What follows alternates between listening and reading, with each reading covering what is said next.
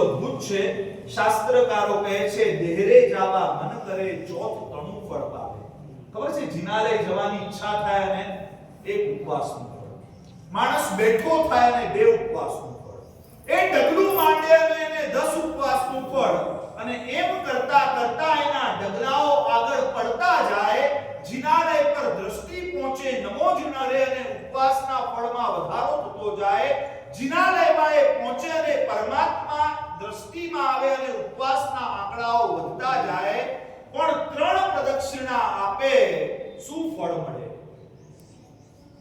3 પ્રદક્ષિણા આપે અને ફળ શું મળે ખબર છે? 100 વર્ષના ઉપવાસનું ફળ. જિનેશ્વર પરમાત્માને આપેલી 3 પ્રદક્ષિણા એનું ફળ છે 100 ઉપવાસ, that is 36,000 ઉપવાસ. મહત્વ 3 પ્રદક્ષિણાનું નથી, મહત્વ કોને પ્રદક્ષિણા આપીએ છીએ એનું છે. સમજ્યા? 3 ચક્કર લગાડી દેવાનું મહત્વ નથી, 3 ના આંકડાનું મહત્વ નથી. હંમેશા ધ્યાન રાખજો, મહત્વ આંકડાઓનું ક્યારેય હોતું નથી, પણ એ આંકડો કોની સાથે જોડાય છે, મહત્વ એનું છે. આપણે ત્યાં કહ્યું કે 21 નમસ્કારો. કેટલા નમસ્કાર? 21 નમસ્કારો. બોલો, એક જ નમસ્કારથી મોક્ષ મળે, પણ આગળ સ્પેસિફિકેશન કર્યું કે નમસ્કાર કોને હોવો જોઈએ. લાખો નમસ્કાર તમે દુનિયામાં કરી લો ને લાખો સલામ ઠોકી લો, પણ મોક્ષ તો શું? એક ફદિયું પણ ના મળે. 1000 ચક્કર લગાડો, જેને નથી જ આપવા, તે કે તું જોઈ લે, તારાથી થાય કરી લે. લાખો ચક્કર લગાવો અને એક ફદિયું પણ ના મળે એવું બને. અને એક નમસ્કાર કોને કરેલો? 21 નમસ્કારો સ્પેસિફાઈ કર્યું. જીણવર વસહસ્સ વદ્ધ માણસ. એટલે નમસ્કાર કેટલા થાય છે મહત્વનું નથી, પણ કોને થાય છે એ મહત્વનું છે. એમ ચક્કર ક્યાં લગાડો છો એ મહત્વનું નથી, પણ ચક્કર કોની આસપાસમાં લગાડો છો એ મહત્વનું છે.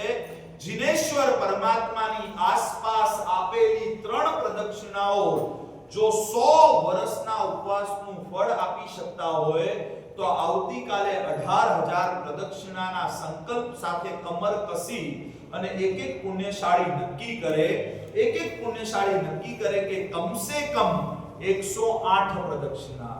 કંઈક આયોજન બી રાખેલું, કંઈક સરસ એમણે અનુમોદનાનું બી આપણા સંઘે રાખેલું છે કે 108 પ્રદક્ષિણા કરે. દરેક 108 પ્રદક્ષિણા ઉપર સ્પેસિફિક કંઈક પ્રભાવના, કંઈક સારું બહુમાન. એ જ રીતે 108 તમે 1 વાર આપો, 2 વાર આપો, 3 વાર આપો, 4 વાર આપો. મને યાદ છે, મેં કાલે જ સિદ્ધાર્થભાઈ રાજાને કીધું કે અમે 2 વર્ષ પહેલા મુંબઈથી નીકળ્યા રાયપુર જવા માટે. મુંબઈથી નીકળ્યા અને સંસારી પરિવારની એવી એક અંદરની લાગણી, અંદર એક ફફડાટ પણ સંસારી પરિવારને કે સાયો આવી જાય ને, ત્યારે કૃષ્ણ વાસુદેવની 4 નરકોના ભૂક્કા બોલાય.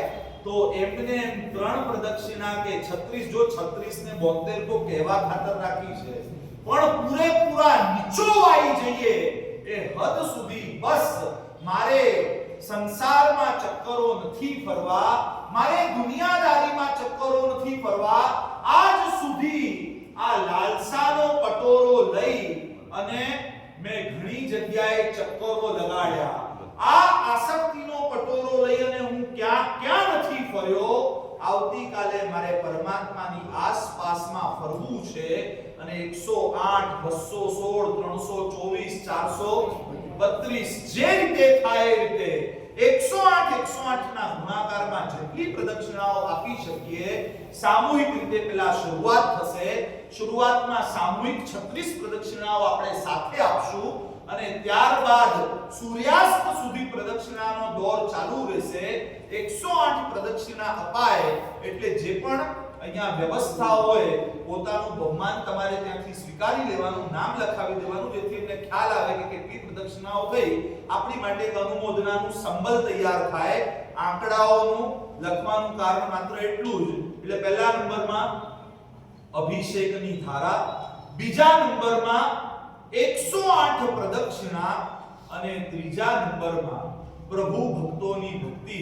જે પણ પુણ્યશાળીઓ કાલે પૂજા માટે આવશે, આમ તો નાસિક સંઘ છે, બહુ જ હિતાર્થ અને સમજદાર લોકો છે, સ્વદ્રવ્યથી પૂજા કરવાનો ભાવ રાખનારા પણ અનેક લોકો અહીંયા છે, પણ એમાં જે ચૂકી જતા હોય, ઘરેથી હાથ હલાવતા હલાવતા ખાલી હાથે દેરાસર આવવું, વાટકીમાં અહીંયાનું જ કેસર ભરવું અને અહીંયાના જ કેસરથી અહીંયાના ભગવાનની પૂજા કરી, અહીંયા જ હાથ ધોઈ, બધું ઝાટકી, સમજ્યા ને? ઝાટકી એટલે બધું ઝાટકી એટલે અહીંયાનું અહીંયા બધું મૂકી અને ખાલી હાથે જેમ આયા હતા એમ ખાલી હાથે જતા હોય એમની માટે અને બધા માટે એક સુંદર આયોજન. પ્રભુની ભક્તિ તો બધા કરે, પણ આવતીકાલે